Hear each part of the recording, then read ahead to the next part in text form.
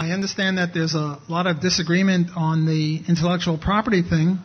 All I can say to you is read the Kinsella piece, Kinsella. When I read it, I was unconvinced by it. Maybe I'm not doing a good job of giving you his views, but it's available. Look under K for Kinsella in the Journal of Libertarian Studies. It won the award for the best article in the Journal of Libertarian Studies in the last 2 years when it was published. So I stand by it, but I think I want to move on now to Austrianism.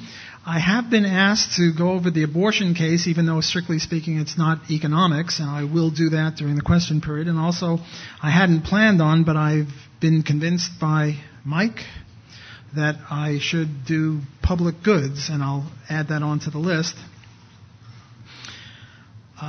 What I was going to do, the applications I was going to do was trade, poverty, what about the poor, how would libertarianism answer the problem of the poor, monopoly and antitrust, gold, the Austrian business cycle theory, taxes, profits, and fractional reserve banking. But I'll put in public goods higher on the list, so at least I get to it since I was asked about it, and maybe other people don't have interest in these other things.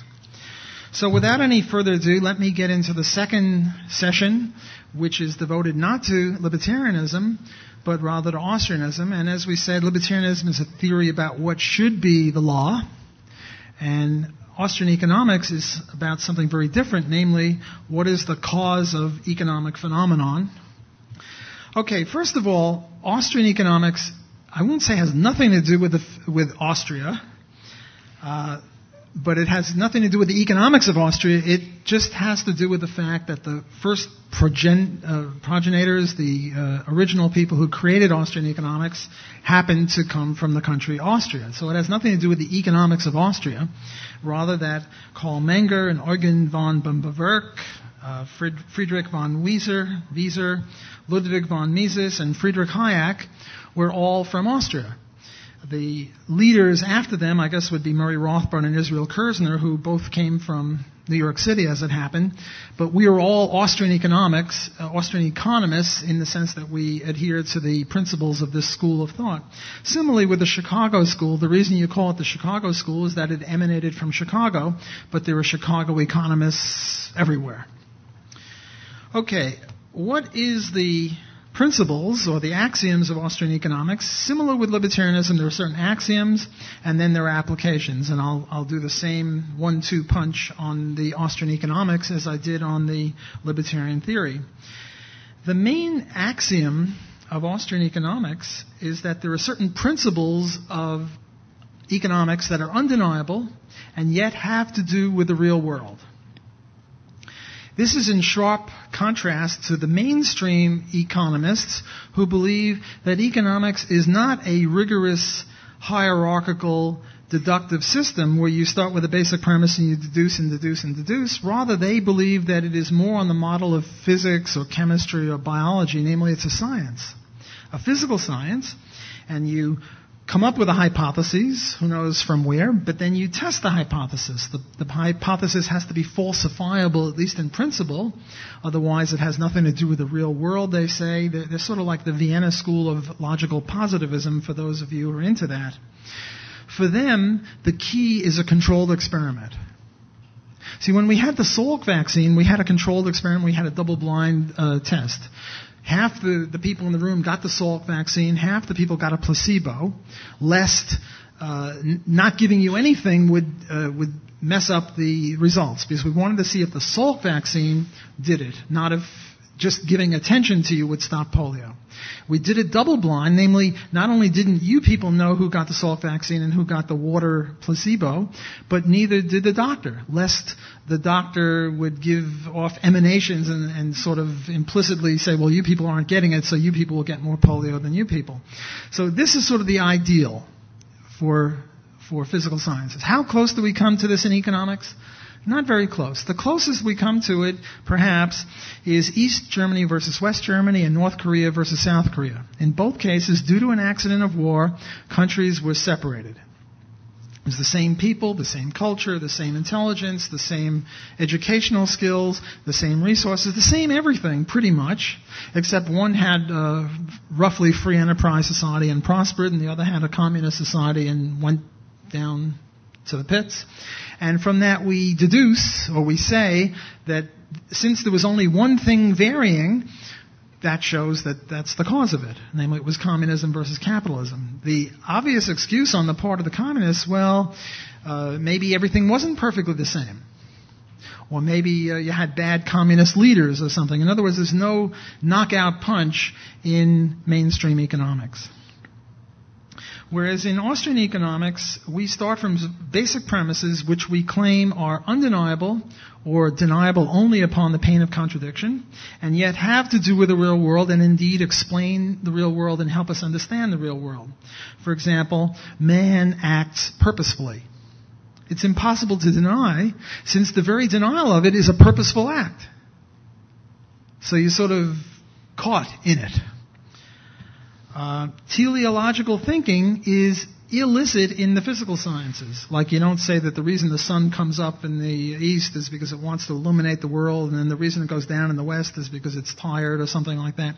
You don't attribute motives to inanimate objects, and that's fine in the physical sciences. But since economics is so beholden, we have physics envy, or at least the mainstream economists have physics envy, or science envy, or physical science envy, empirical envy.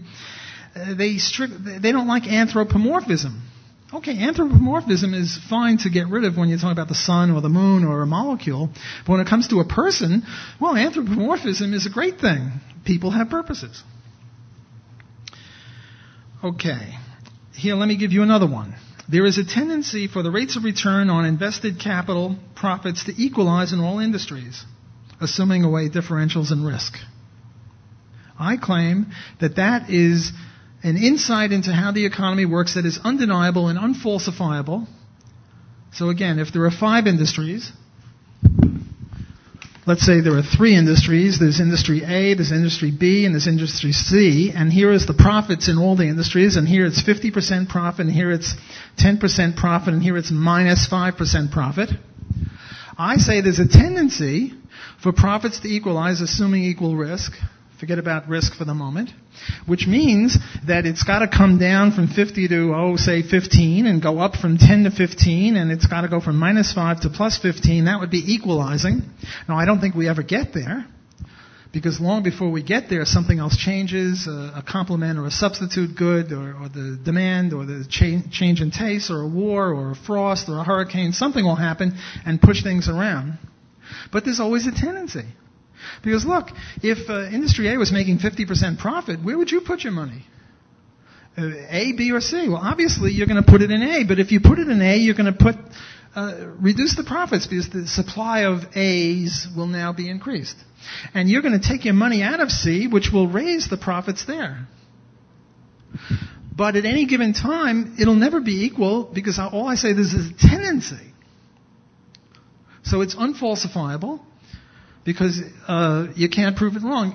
And yet, I think it says something about the economy. It helps us understand the allocation of resources, that there's a tendency for profits to equalize in all industries.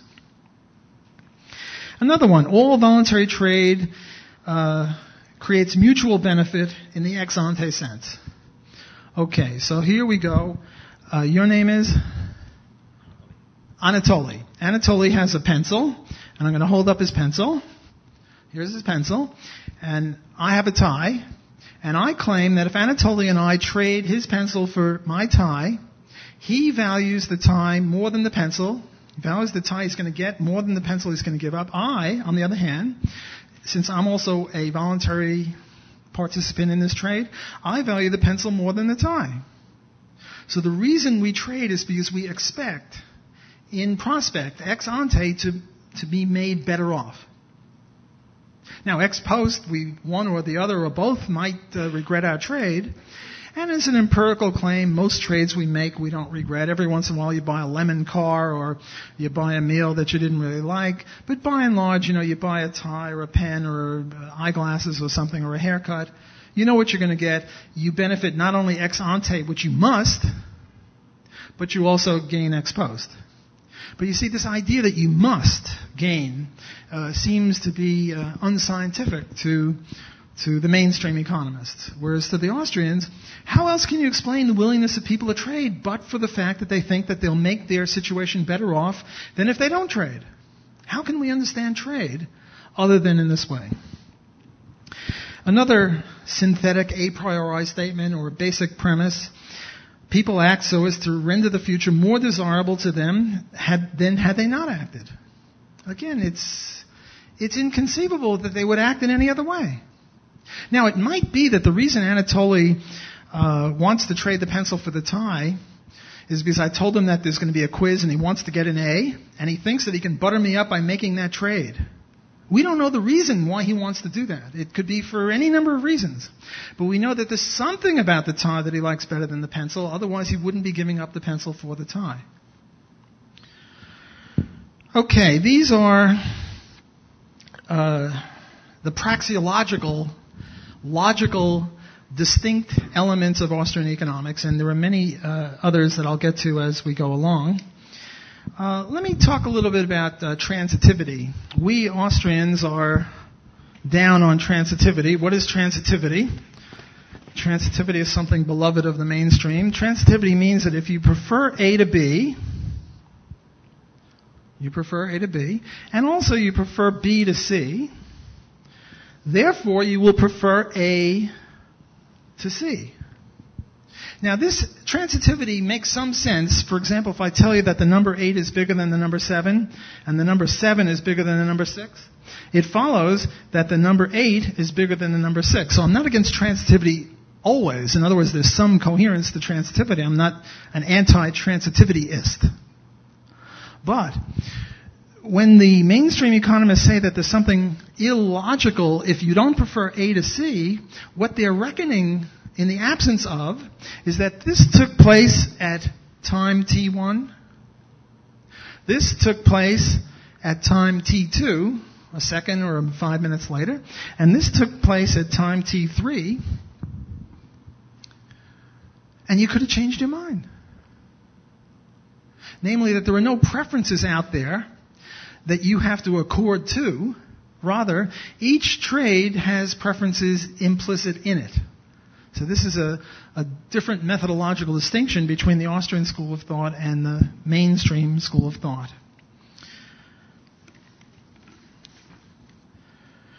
Okay, I gave out... the first thing I want to talk about is monopoly. And in order to give you the Austrian flavor of the monopoly and antitrust laws, let me tell you the following set of jokes. There were 3 Russian prisoners in a gulag, and as prisoners do, they trade stories as to why they're in prison. So the first guy said, well, I came to work late, and they accused me of cheating the state out of my labor services. The second guy says, well, I came to work early. Every day I came early, and they accused me of brown-nosing. The third guy said, I came to work every day exactly on time, and they put me in jail because they accused me of owning a Western wristwatch. Sort of, when a bear plays a violin, you don't ask how well he plays. Just the fact that he can play is pretty good. Well, when an economist tells a joke, it's the same kind of a thing. Okay, now there are 3 people in a U.S. jail, and they're all guilty of violations of the antitrust law. And the first guy says, I charged higher prices than anyone else, and they accused me of being a gouger and a profiteer.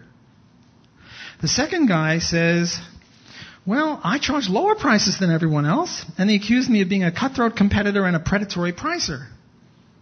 And the third guy said, I charged the same prices as everyone else. Hard to see how he did given these other 2 guys, but let's forget about that.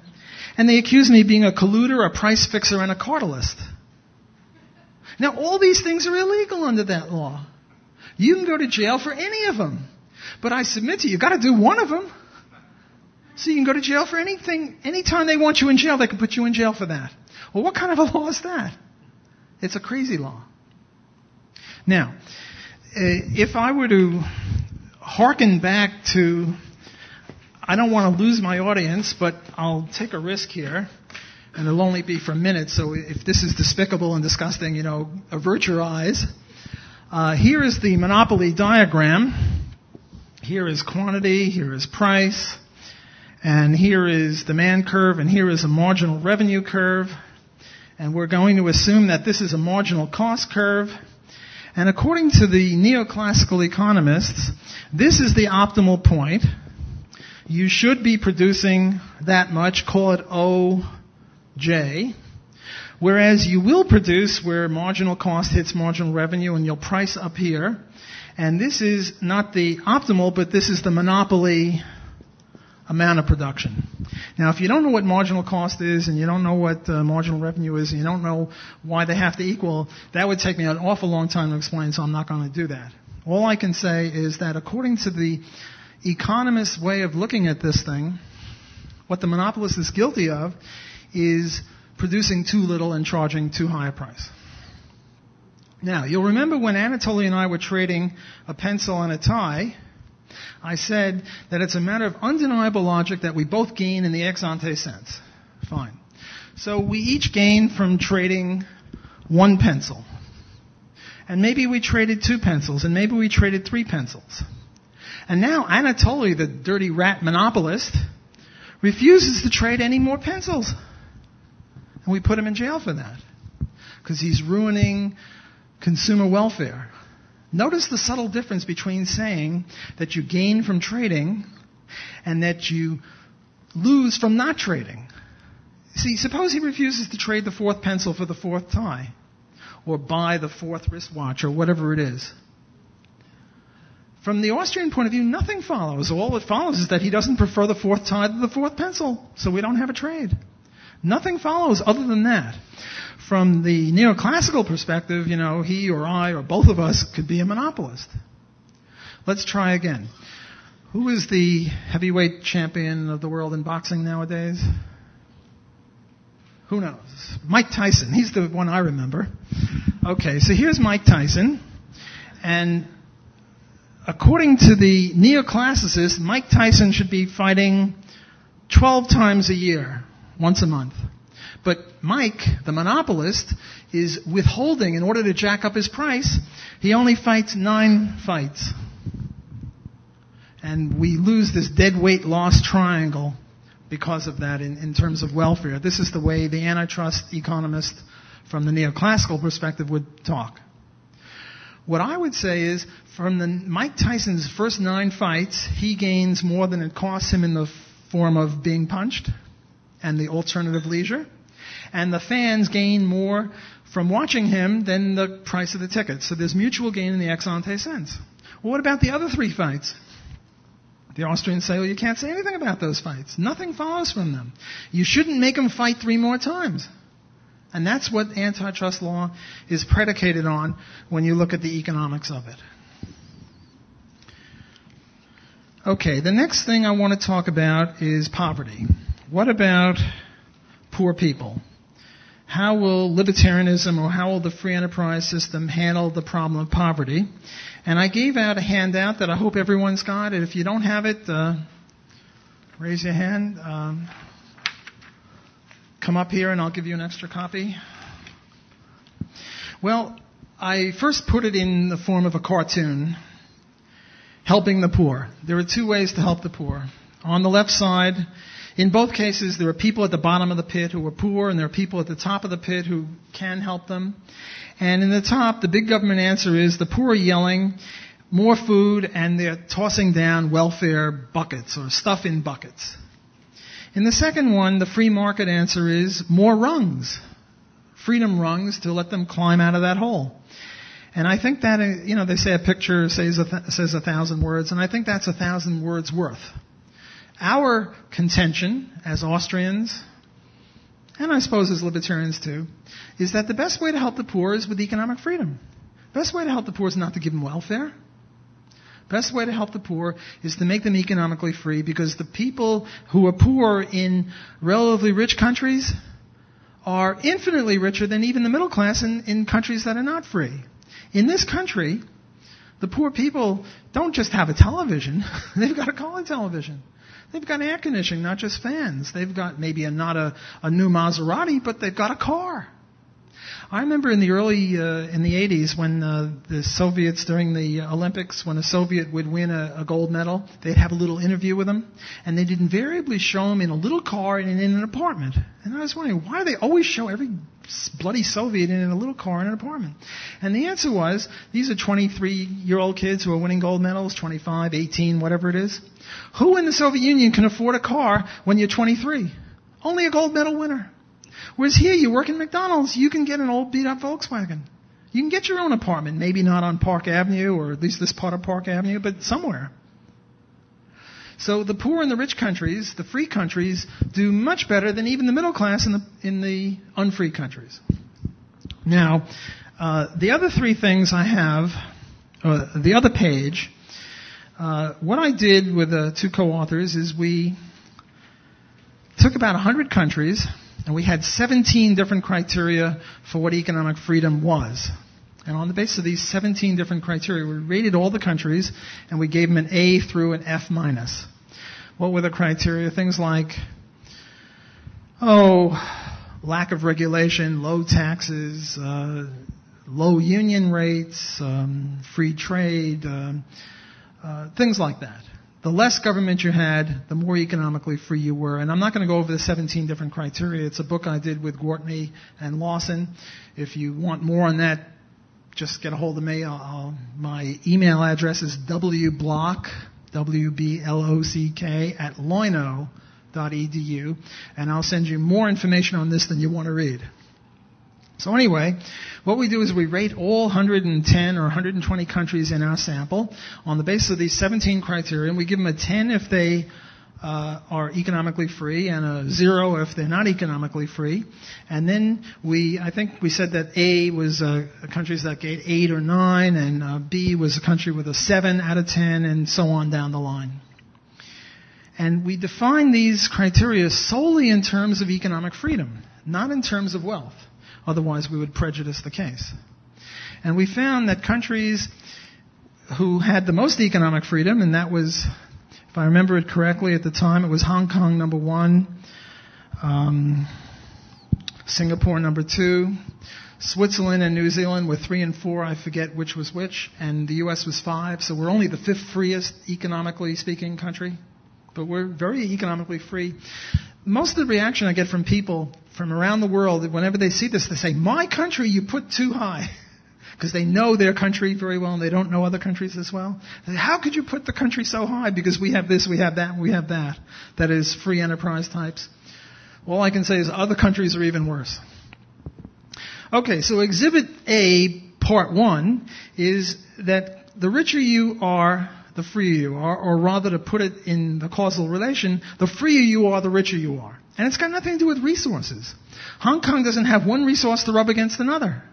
Singapore, the same. Whereas Brazil and India and China, they've got resources up to their armpits. And yet they're very poor with resources. So resources don't do it. IQ doesn't do it. Israel is probably the country with the average IQ the highest, the most PhDs and the most MDs and the most everything. And they're an economic basket case. So it's not IQ. It's not resources. It's economic freedom. It's bloody economic freedom. That's the biggest explanation of this. Not only are countries that are economically free richer, countries that are economically freer are growing faster. That's the second one. This is as of 1995. You can see that countries in the A category are growing at the rate of 3.3, even though they're starting at a higher level, and it's harder to increase proportionately when you start out at a higher level. It's easier when you start out in the basement. And countries at the bottom are not developing countries, they're retrogressing countries. They're losing income. Charles Murray has done wonderful work on domestic welfare systems, and Peter Bauer has done wonderful work on international welfare systems, showing that you don't do well when you give people welfare. Peter Bauer has this thing I call the 3 M's of foreign aid. what are the 3Ms? The 3Ms of foreign aid are monuments. It doesn't have to be a monument to the dictator. It could be a steel mill that would be unviable since you could buy steel at 1/10 the price than it costs you to make it. Mercedes, that's how the dictator gets around, and machine guns to keep power. That's where the foreign aid goes.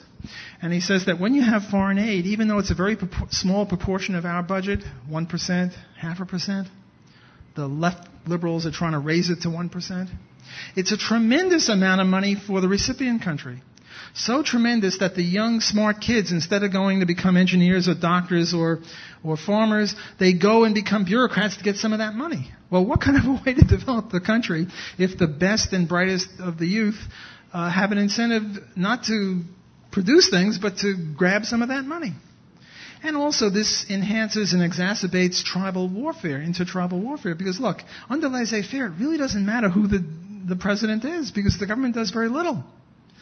Under lots of foreign aid and under centralism, it's crucial who the dictator is. It better be in your tribe, because otherwise you're in trouble.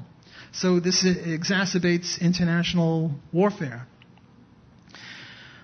Charles Murray, famous for the bell curve, did a lot of good work on domestic welfare. And he says that domestic welfare ruined the black family. What he says is that, to put it in my own words, there are two ways to kill a frog, or there are two ways to try to kill a frog with regard to boiling water. One, you throw him in boiling water, and he jumps right out, because he knows darn well that boiling water is no good for him. The other way is you put him in cold water, and you heat it up slowly, and the frog stays there and gets boiled.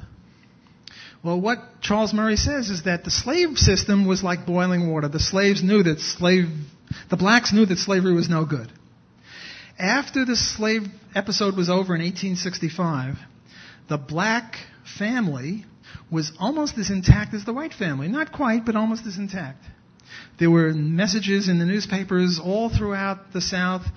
Lula May looking for Joe. We were both married on Jones's plantation. Where are you? And they would try to get back together. The black family was very strong. In 1910 census, the divorce rate of blacks and whites was about the same. The family formation rate, blacks was always a little bit worse, but very close. That was the boiling water. It didn't negatively impact the black family much at all. A little bit. I mean, slavery isn't good.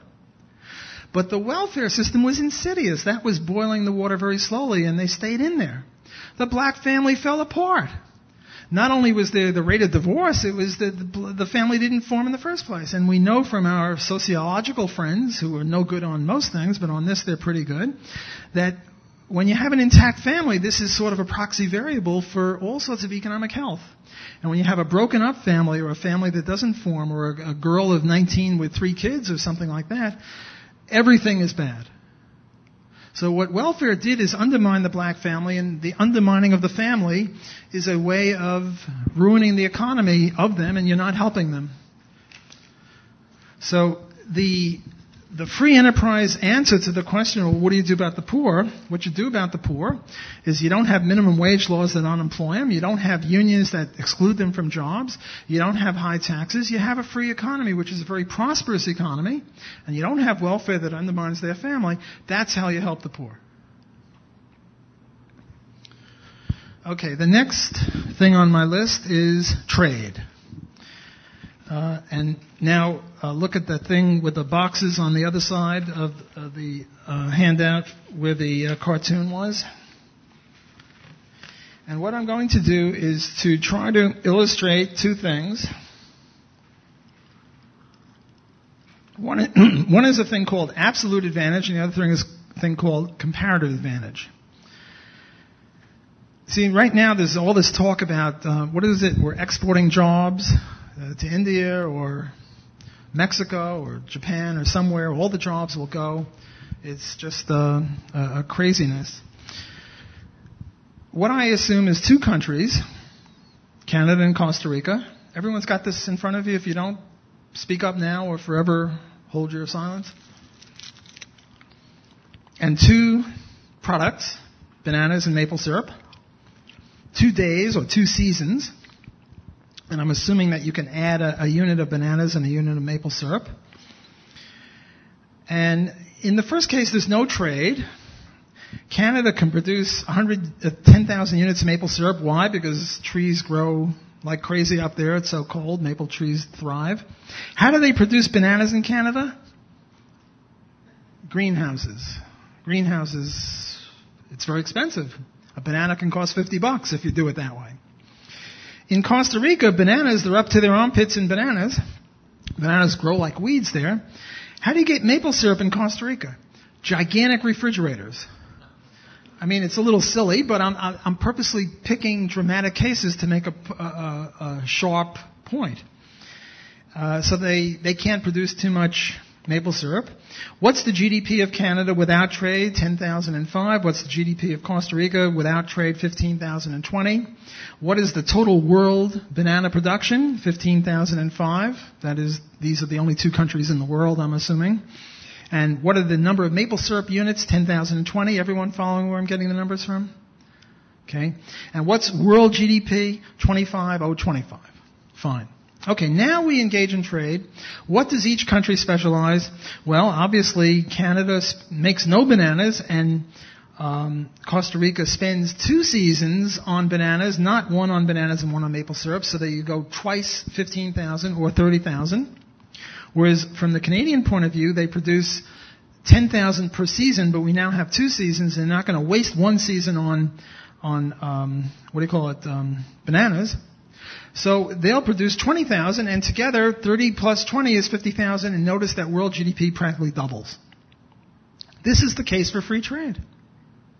We're going to have a debate between Bush and Kerry, and they're each going to argue about which one will have more tariffs and more protection of U.S. steel and more protection of U.S. jobs. You know, it's lunatic. It's lunatic for Canada to produce bananas, and it's lunatic for Costa Rica to produce maple syrup. But what about the poor workers in Canada who are making bananas? Do you know what's going to happen to them? According to the Keynesians, they're going to stop producing because they'll all be broke, and they'll stop buying bicycles and TV sets, and you'll have a depression in the bicycle and the TV set area, which will spread like you throw a rock in the still water and the waves go out from where the rock hit. Well, that's lunatic.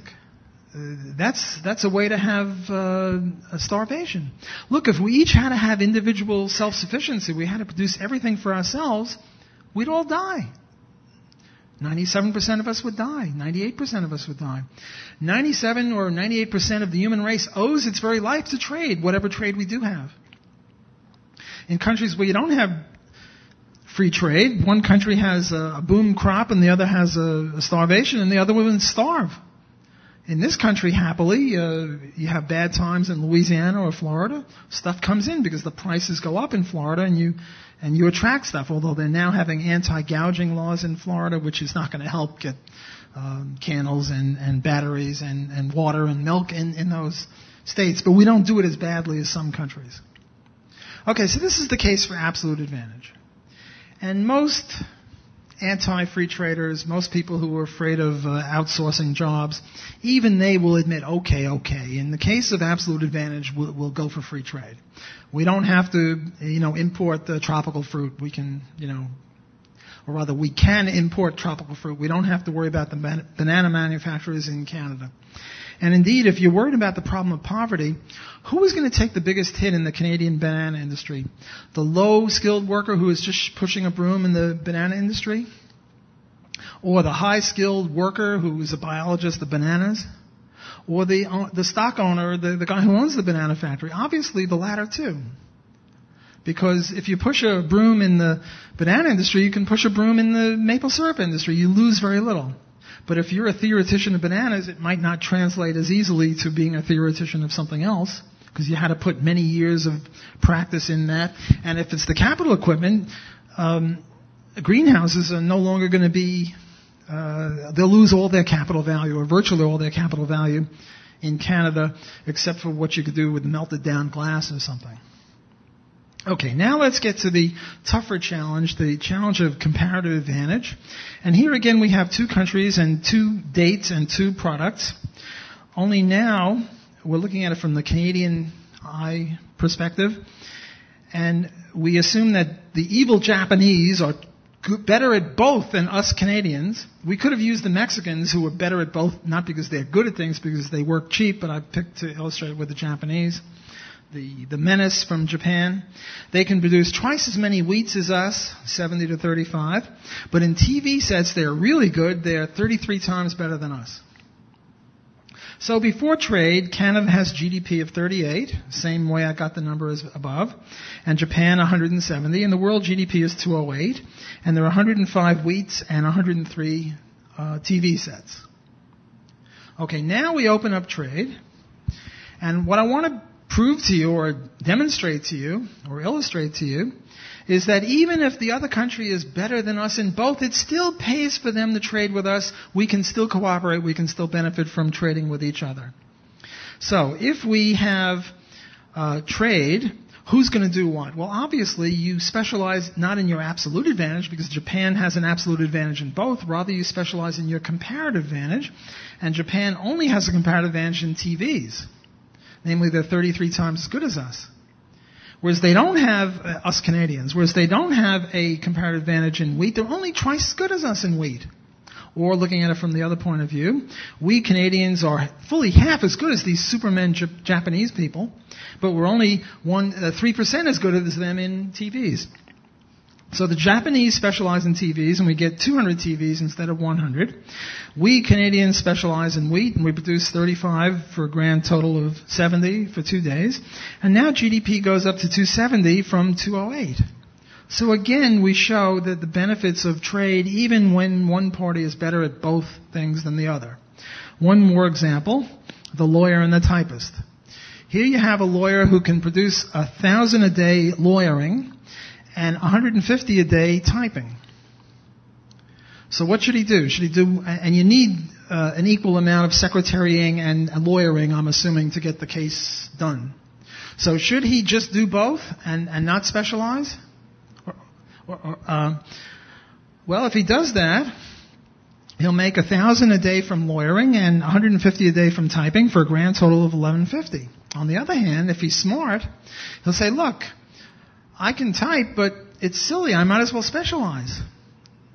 I'll spend 2 days in lawyering for a grand total of 2,000. I'll have to pay the typist $300, but I'll have $1,700.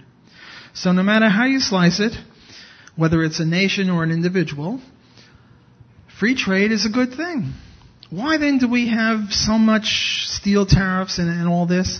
The reason we have it is because of the differential concentration of producers and consumers. As consumers, how many items do we consume in a year? If you include wedding rings and shirts and ties and toothpaste and everything else under the sun. Thousands. How many do we produce? Unless we work for Heinz, which means we produce 57 varieties of stuff, we produce one thing. We produce lawyer services, doctor services, concert violin services, plumbing services, what have you. So what happens when the toothbrush manufacturers go to Washington, D.C. and either ask for a subsidy or a tariff protection against evil, Paraguayan toothbrushes? Well, if there are 10 of them and it costs us $1 each, they can make $300 million and divide that and make $30 million each. It only costs us $1 each, but it'll mean $300 million for them. Will we so much as lift a finger to stop it? No. Putting a stamp on an envelope is 37 cents. Writing a letter, it costs us a half hour, and if our time is worth $10 an hour, that's $5.37. We're only losing $1. Why pay $5.37? They'll take some of this $30 million each, or $300 million that they're going to get from us in the form of $1 each, and they'll bribe their way through Washington. That's why we have this sort of a thing. And if we somehow got off our hind legs and stopped them dead tracks in the toothbrush monstrosity, outrage, next week the rubber band people move into town, or the paperclip people move into town. We're tired. We got our own business to do. That's why we have so much regulation and subsidy and tariff protection. That's why, the toothbrush manufacturers can come up with all sorts of great slogans, America depends on its teeth or something, and, if you don't give us money, you'll have lousy teeth. And we're not going to stop that. That's why we have that sort of a thing. Okay, I've done monopoly, poverty, trade. I now move on to gold. What's going on with gold? Well, let me read a quote, a very good quote from Milton Friedman, who is no friend of the gold standard.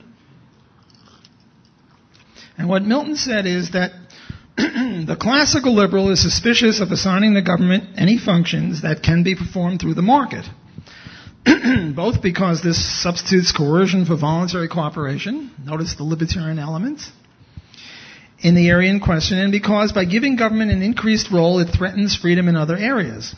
Control over monetary and banking arrangements is a particularly dangerous power to entrust to government because of its far-reaching effects on economic activity at large, as numerous episodes from ancient times to the present and over the whole of the globe tragically demonstrate. Okay, this sounds pretty good.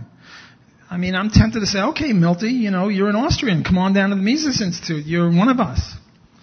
But not so fast, because I have another quote from our friend Milton. And what he says here is, quote, the fundamental defect of a commodity standard, that is a gold standard, is a commodity standard, from the point of view of society as a whole, something of which methodological individualists like Austrians are very suspicious, what's this society as a whole, is that it requires the use of real resources to add to the stock of money. People must work hard to dig gold out of the ground in South Africa in order to rebury it in Fort Knox. The necessity of using real resources for the operation of a commodity standard establishes a strong incentive for people to find ways to achieve the same result without employing those resources. If people will accept as money pieces of paper on which it is printed, I promise to pay X units of the commodity standard, these pieces of paper can form the same function as the physical pieces of gold or silver, and they require very much less in the form of resources.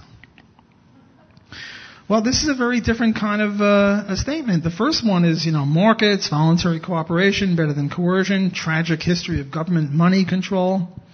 But in the second one, I'm very disappointed. And the argument amounts to the statement, freedom costs real resources, therefore, don't do it. Well, this is hardly a ringing endorsement of liberty. What about justice though the heavens fall? What about our lives, our fortunes, our sacred honors? What about millions for defense, not a penny for tribute? We don't get that. We get, a ringing declaration for freedom, but it costs money, therefore let's forget about it. First of all, it's not true that it costs real resources. Or if it's true in a very greatly attenuated way. Because that gold would be dug up anyway. For teeth and for industrial purposes. It's only the differential because the gold would be slightly more valuable when it's also used for money that would maybe get a little bit more gold, but it's not certainly the whole amount of gold that's mined. But suppose it did cost resources. That doesn't follow that we shouldn't have it. The question that the economist would ask, is it worth it? Look, fences, gates, locks cost money. Does that mean we shouldn't do it? No. It means we only do it if the value of it to us is worth more than the cost of it. Well, the costs of not having gold standard are very serious. Some people say that we had World War II because of this. We had World War II because of the German hyperinflation of 1923, which brought Hitler into power. Had we not had the German hyperinflation in 1923, the German society might not have been so messed up and Hitler might not have been able to get through. So this is conjectural, who knows, but this is certainly an instance. Another point is that the Austrian analysis of the business cycle is that it comes about from inflation. So our Great Depression came about from this. Well, these things seem very serious, certainly worth an insurance policy. Let's go back a little bit in history and theoretical history and ask, why do we need money in the first place? And then I'm going to try to prove to you that money has to start as a commodity. Again, this is not original with me. It started with Rothbard and it came with Austrians before that, but I'm just sort of passing on the baton now, as I am for most of my lectures. Most of this stuff is not original with me. Some of it is, but most of it is not. So, why do we have money in the first place? We have money in the first place because of a thing called the double coincidence of wants. I have a chicken and I want pickles. I have to find a pickle-owning chicken wanter, which is tough. I mean, where are you going to find a guy who's got pickles and wants chickens? Do you know what the odds of that are? And I have to, I can't produce everything that I want. I can't produce both the chickens and the pickles and the rye bread and the wristwatches and the shirts, because that way lies death. We've established if we're going to live, we have to specialize in something and have a division of labor and specialization and more productivity and learn and have R&D and stuff like that. Okay, so we have to trade. So instead of making a direct trade, I make an indirect trade. I know I'll never find a guy who's got pickles and wants chickens. What do I do with my chickens? I'll trade them in for something that I know everyone will accept. And then I take that thing and I trade it in for the pickles. Because he'll accept that, because everyone will accept that. The whole reason that we have these pieces of paper or money is because we fully expect that everyone else will take it from us when we want to spend it, right? That's why we accept it. If we didn't think that other people would take it, we wouldn't take it in the first place. Murray Rothbard used to say, well, suppose I come up with a thing called 100 Rothbards and I start trying to buy stuff with it. No one would buy it. And I always used to say, well, Murray, I would buy one, just sort of put it up on my door or something like that. But that was just a sort of a giddy kind of a counterexample.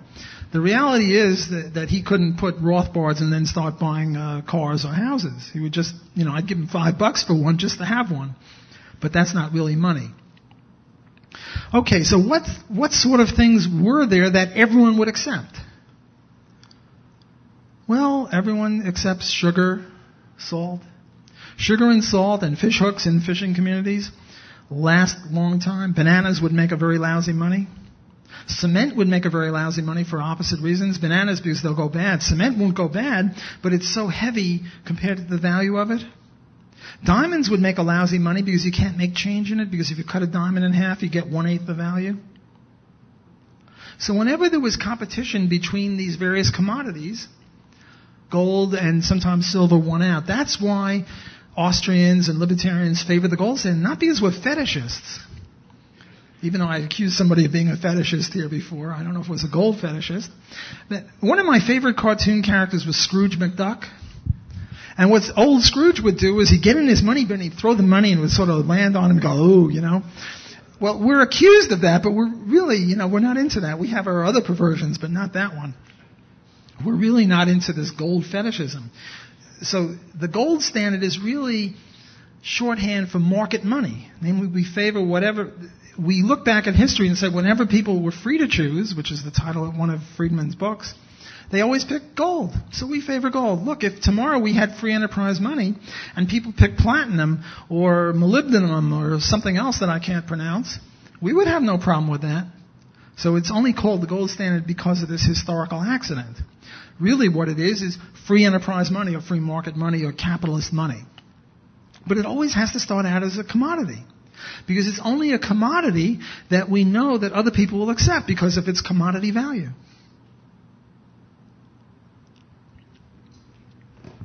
Whoops. Okay, enough for gold. Now, I had other things on my list to do. And the other things I had on my list to do are... Can't find my list. Here it is. I was going to do the Austrian business cycle theory, taxes, profits, and fractional reserve banking. But since I'm sort of running out of time, and since I was specifically asked to do public goods, I'm going to move into public goods.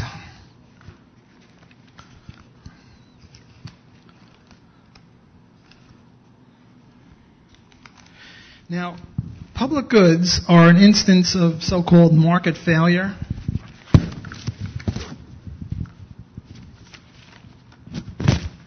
The big three market failures are monopoly, externalities, and public goods. There are many other market failures. It seems sometimes you read the American Economic Review, which is the flagship journal in the profession, and every article is coming up with a new market failure. They just love market failures. Well, our Austrian economics is sort of predicated on the idea that there's no such thing as market failure. And what I'm going to do first is to make the public goods argument of market failure, and then I'll try to show why that's wrong. So for the market failure types, there are two things. One is excludability,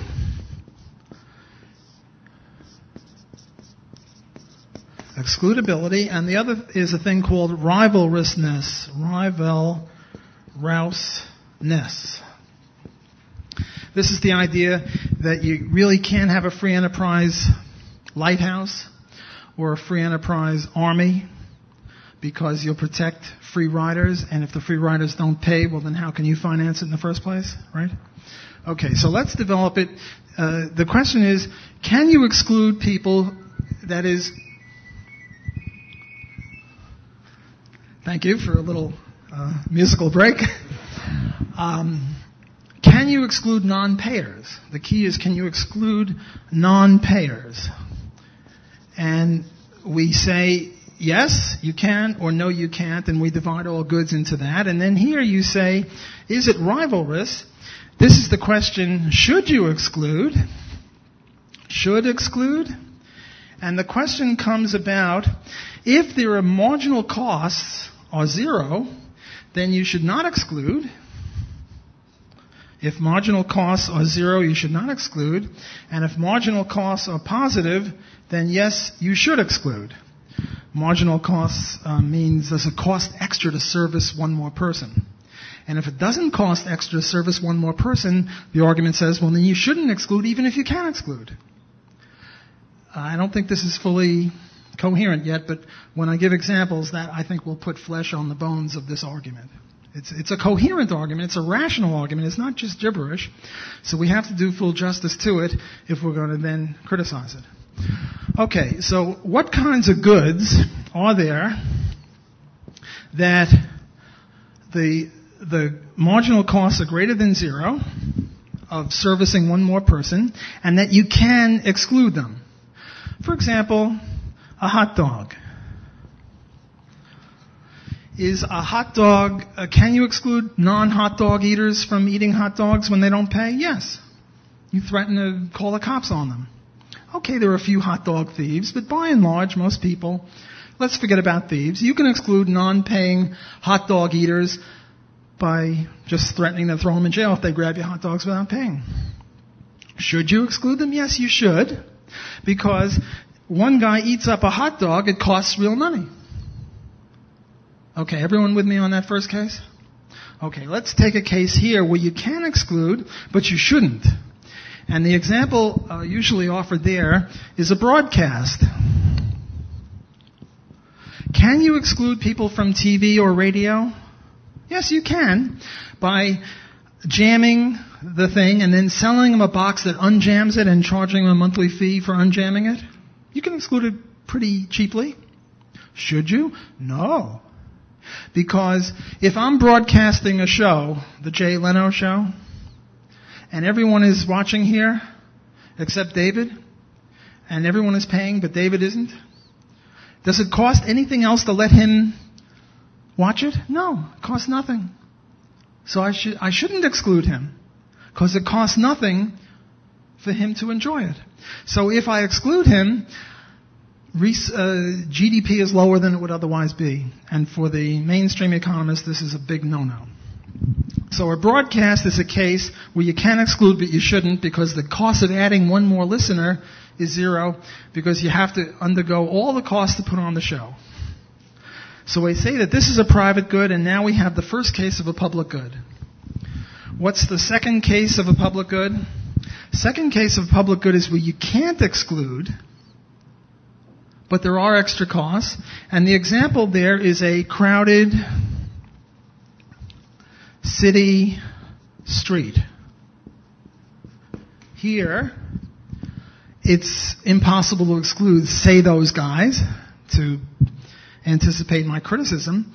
Maybe the government can't exclude, but I'll bet your private street owners sure could. You know, they exclude from Disney World. They don't exclude from Central Park, because the people that run Central Park are government. By the way, just off the point a little bit, where do you feel safer, in Central Park at 3 in the morning on a Saturday, or in Disney World? Obviously in Disney World, because if a murder or a rape occurs there, they lose tons of money. Whereas in Central Park, when I used to live here, I don't know what it's like now, but, you know, no one meets anyone at 3 in the morning in Central Park. That's muggers' terrain. Okay, so in a crowded city street, they say you can't exclude, but it does use real resources, because when it's a crowded city street, any new person who enters slows everyone else down. Got it? Okay. And what are the cases here? So that's also a public good. And then the fourth case is a public good both on excludability and rivalrousness grounds. And here you have the Lighthouse and you have national defense. Okay? So I hope now by giving examples, I've articulated exactly what it is that these people are saying, whereas before when it was just the principles, it was maybe too airy-fairy and theoretical. So the argument is that this is private goods, but these all three have public goodness, and therefore the government has to subsidize or tax or do something to fix the market failure because the market can't provide it. Or if the market can do it, the market shouldn't, because it's inefficient to exclude people for whom including costs nothing. Okay, that's the argument, and now what I'm going to try to do is criticize this. Well, first of all, let's take this case here. Let's call this A, B, C, and D. First of all, don't get the impression that there are 25% of the goods in all these categories. Rather, here it's 90% of the goods, and the other three it's 10% of the goods, to just give you rough numbers. These are not socialists. These are actually what passes for free market economists of the non-Austrian stamp. Okay, I mean, the Marxists would say everything should be a public good and, market can't do anything. Okay, so what are some of the problems with this? First of all, I object to saying that the marginal costs here are zero. Whether there are marginal costs or not is a subjective thing. Austrians are subjectivists in these costs. Costs are subjective things. They're undergone by individuals. If I start up the Jay Leno show and I sell it to all you guys, I might resent giving it to David for free. Maybe it'll cost me in terms of personal terms. Who the hell is he to get the show for free? Everyone else is paying for it. So I dispute the argument that marginal cost is zero. Secondly, I have a reductio. Every enterprise that is less than at full capacity has marginal cost of zero for the extra amount. Take a baseball game, and everyone paid $10, $20, $30 to go to the baseball game, but only 90% of the seats are filled, right? Well, would it cost anything to let one more guy in there? No, wouldn't cost anything. He'll sit there quietly. He won't disrupt or anything. Be a nice guy, just like everyone else. So therefore, according to the logic of this, baseball or any institution that has less than full capacity always is a public good, and the government should become involved. Look, they put me up at a hotel. Does that hotel have 100% capacity? No. If they have 70% capacity or 80% capacity, they're doing pretty well. So to take one extra guy off the street and say, hey, my good man, how would you like to stay in this hotel tonight, would only cost them zero if you forget about the laundry and stuff like that. Right here, we have this room. It's only, 70, 80% full. Here's a seat right in the front row. We could put one more person in there. Now, not that we're charging here, but it's the same principle. I'm just giving more examples to solidify the understanding of the case. So the reductio ad absurdum of this stuff is that everything with less than full capacity, which means virtually everything, even tomatoes, not every tomato gets sold. Some go to rot. So does that mean we should force them to give all tomatoes away for free? Which means that the market can't produce them? Which means that only government can produce potatoes or tomatoes or hotel rooms or anything else like that? Well, that's a recipe for disaster.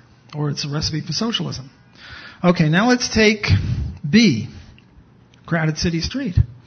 Well, the government road owner can't exclude, but a market guy could exclude. How could the market guy exclude? I didn't do a full job on the private roads because I said I was just hitting the high points.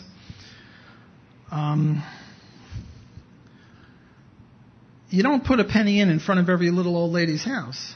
Rather, you know those universal product codes on the bottle of soda? And when you go to the grocery store, you go blip? Well, you could put them on the underbodies of cars. And then as you go over the road, you register, and at the end of the month, you get a bill.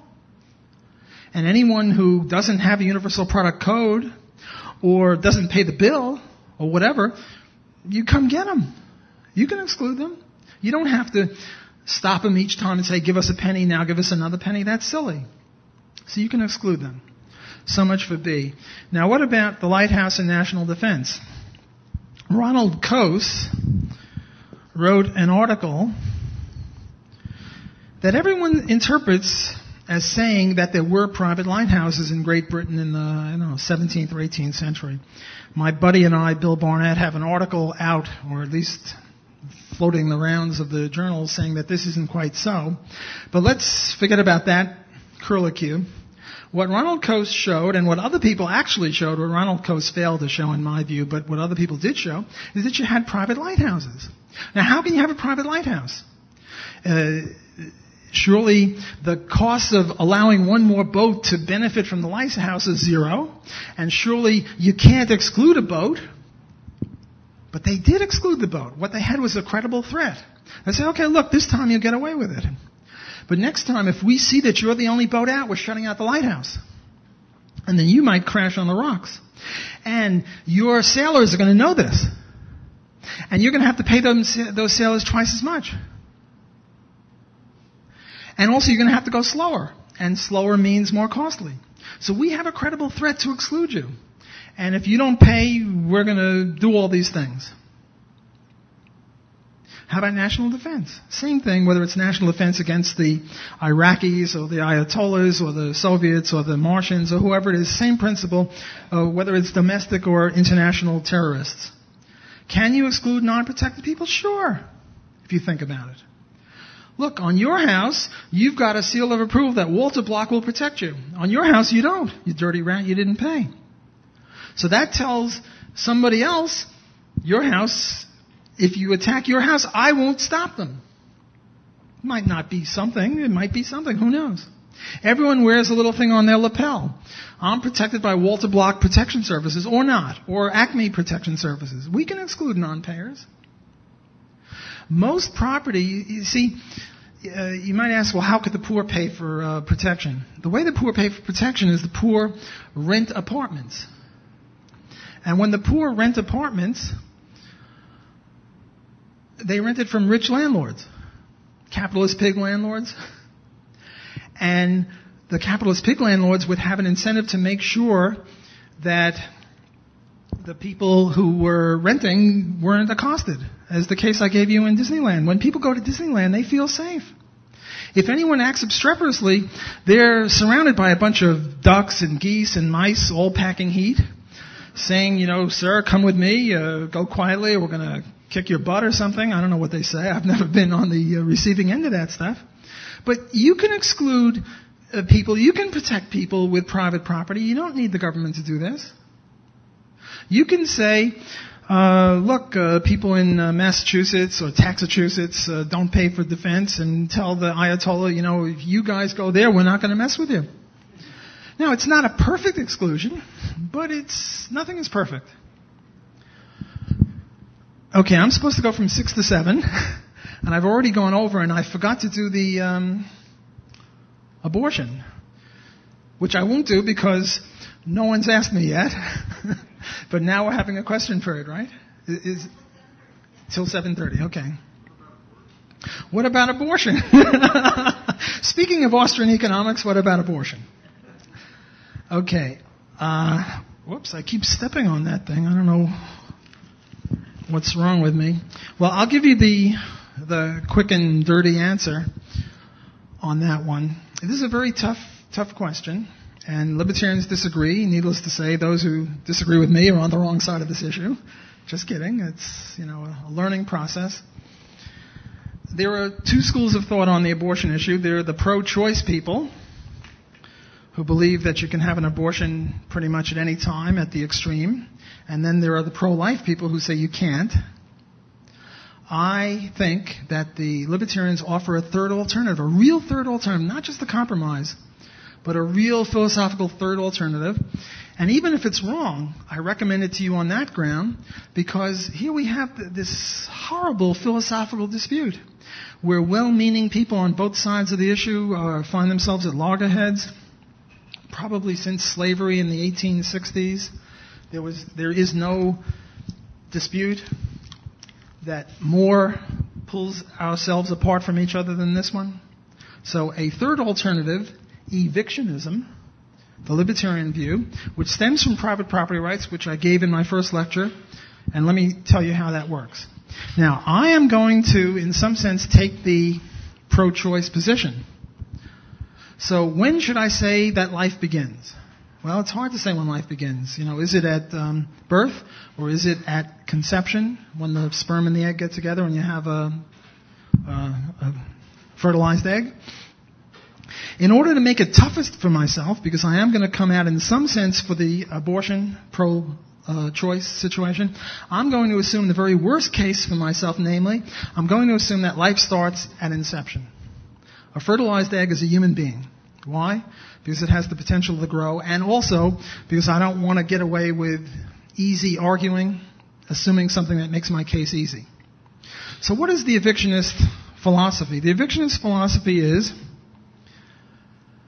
you have no right to abort, because abort equals evict plus kill, and the fetus, the little person in you, is an innocent person, hasn't first initiated violence, so you're not entitled to initiate violence against him. But you are justified in removing him from your property.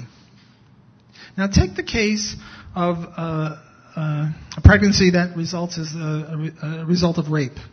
So here you have a 15-year-old girl walking down the street, gets grabbed, gets raped, and all of a sudden she's got this thing growing in her. It's a human being, but it's a trespasser. It's an unwanted tenant. It's, what's that word I'm looking for when one animal lives inside the... It's a parasite. Not intentionally, but in effect, it's a parasite. She has a right to rid herself of that. To kill it? No. Now, in 500 years from now, there's no one who doubts, I think, that all such fetuses will be able to be removed from the woman's body without being harmed in the slightest. Right? I mean, if we live that long, surely in 500 years we'll have the technology that we can remove it. Will she then have the right to kill it too? Absolutely not. 500 years ago or 50 years ago, the only way to remove a fetus is to kill it. Right now, if we adopt the libertarian evictionist theory, we will at one fell swoop at least get rid of partial birth abortions, which is a monstrosity, where you have a baby that's just about coming out of the womb and they kill it. A greater injustice than that is hard to imagine, because there are many people that are willing to take over the baby and raise it, and this woman kills it. That's just downright murder. And as the years progress, every 10 years, we'll be able to go back a few weeks. Maybe now, in the 9th month, all babies will be viable if they're merely evicted but not aborted. And maybe in 10 or 20 years, we can go back to the 8th or 7th or 6th month. And when we get to the year 500 from now, the year 2504, we'll get right back to the beginning. So I'm offering this as a pragmatic way of solving the problem from the pro-life point of view. Right now, the pro-life people are losing. I happen to be a pro-life person philosophically or out of purpose. I don't like the idea of baby human beings being killed. If we adopt evictionism, medical technology is on our side. As the medical technology improves, the problem will end. If we don't, if we stick with our present guns and say, no, it's got to be none of this, no evictionism, and we stick with what we got, even in 500 years from now, we'll still have babies being slaughtered. Okay, now what are the objections to my modest proposal? One objection to my modest proposal is the following. I invite you for a trip on my airplane. We get up to 30,000 feet. I say, okay, time for you to leave. You say, well, what about a parachute? I say, well, we don't have any parachutes, and no parachutes for you. Leave. The point is, the analogy is that the mother invited the baby on board and it was a 9-month trip, or when I invite you on board, I'm supposed to take you up and then take you back, and none of this in the middle get rid of you.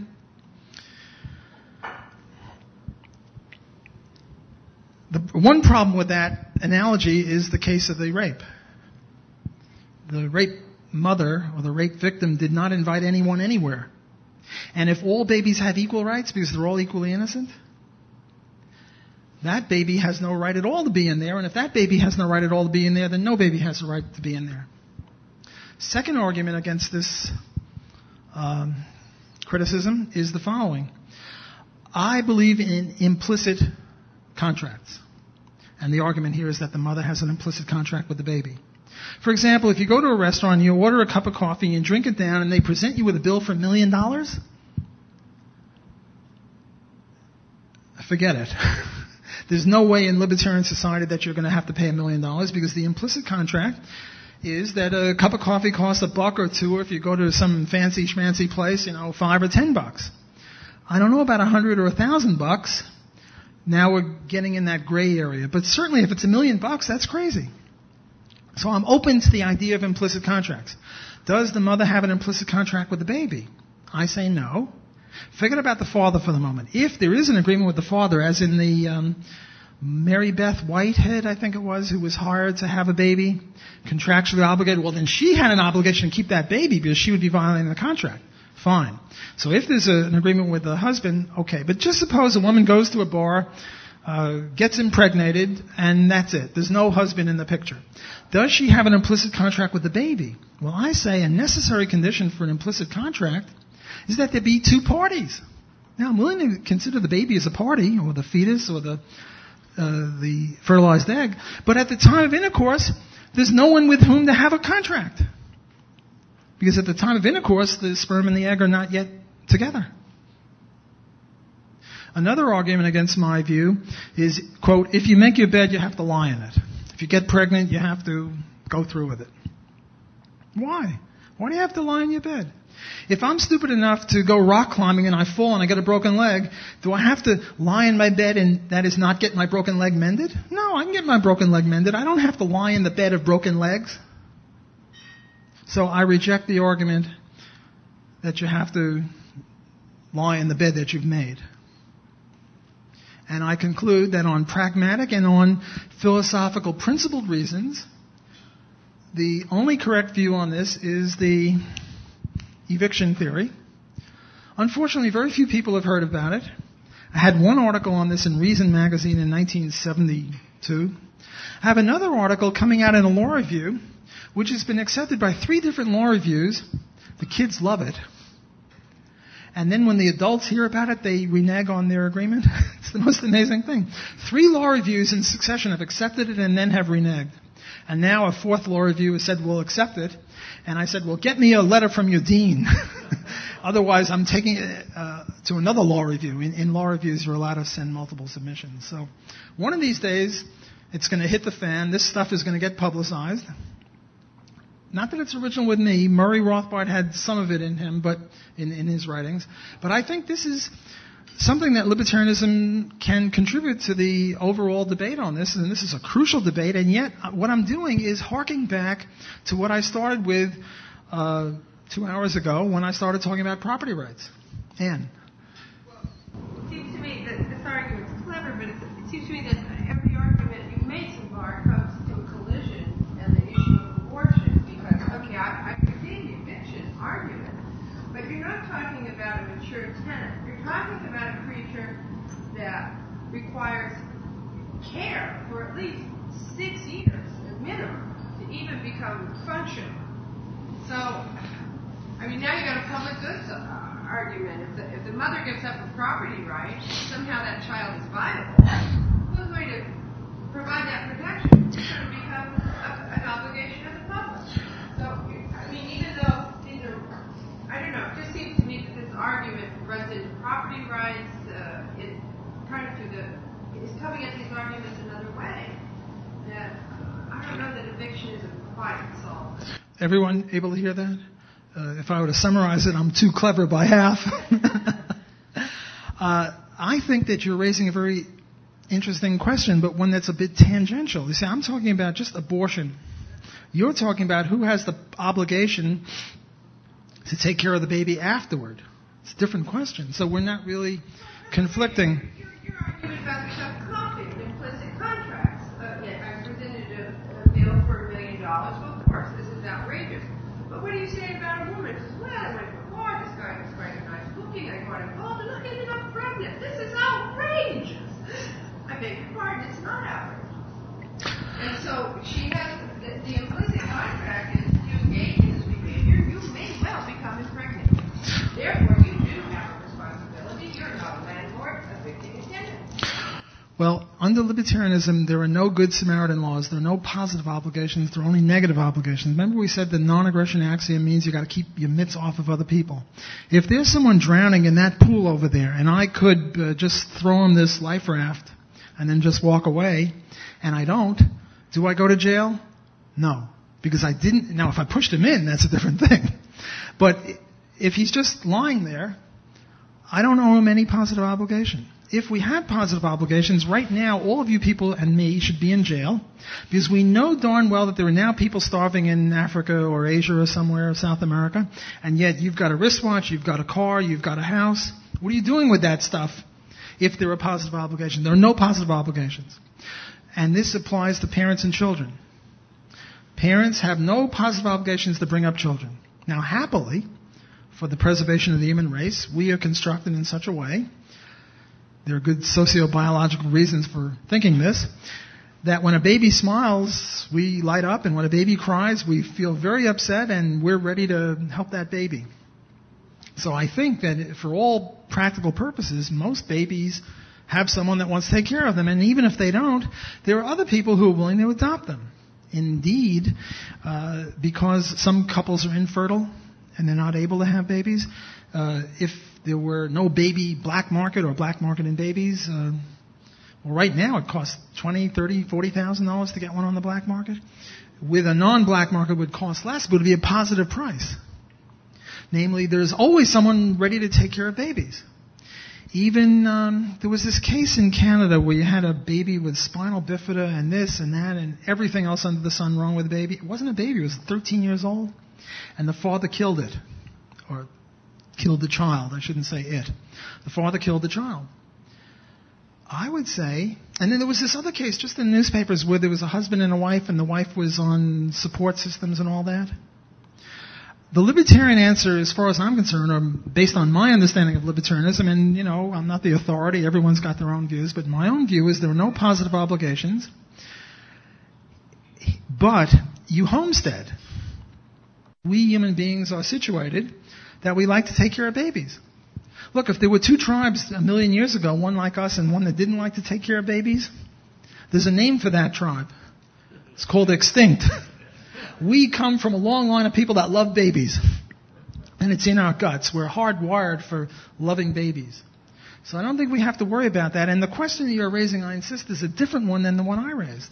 The one I was talking about was abortion. The one you're talking about is taking care of children after abortion. Two separate issues. Other questions? Yes? Back to the defense. The example you gave really was more police action, local defense. What about missiles? It's the same thing. I think it's the same principle that we can exclude people. Look, we can have an MAD, mutual assured destruction thing. We can say to the Russians, look, I have bombs. You mess with anyone in Kentucky, where all the people in Kentucky have paid, and you're in trouble. But in Massachusetts and in, Minnesota, pinko places, they don't believe in defense. You can go nuke them as far as I'm concerned. I'm not going to stop you. I am now No, it's not facetious. It's the same thing as the Lighthouse case. I have a credible threat to make to non-payers to make them pay. Remember, the debate is, can you have this stuff on the free enterprise system? The only way you can have it on the free enterprise system is if you can exclude non-payers. Because if you can't exclude non-payers, everyone's going to say, well, let George do it. Let George pay, I'll free ride on him. So you have to have a credible threat to exclude. And I think we have credible threats to exclude in anything. We can credibly say that unless you pay me, the Acme Defense Agency, I will not protect you. And I will announce that I'm not protecting you. Brittany refuses to subscribe to my service. Now, if she puts on a sign on her lapel that she's protected by my service, if she, counterfeits one, she goes to jail for theft, fraud. But she doesn't have to. She can be a pacifist. She can say, look, I don't want to be protected. And I think this applies to police actions, international, Martians. I mean, if we ever get to Martians, we can say to the Martians, look, you mess with the payers, we're going to come get you. Those guys over there who haven't paid, you need not worry about the Acme company. That's all we have to say. Now, is this a perfect exclusion? No, it's never a perfect exclusion. You can't perfectly exclude hot dog people. There's always a hot dog thief out there. That's the answer. I can't do any better. I'm sorry. I did my best. Any other questions? Well, I guess we can finish now and have our snacks. Thanks for your attention.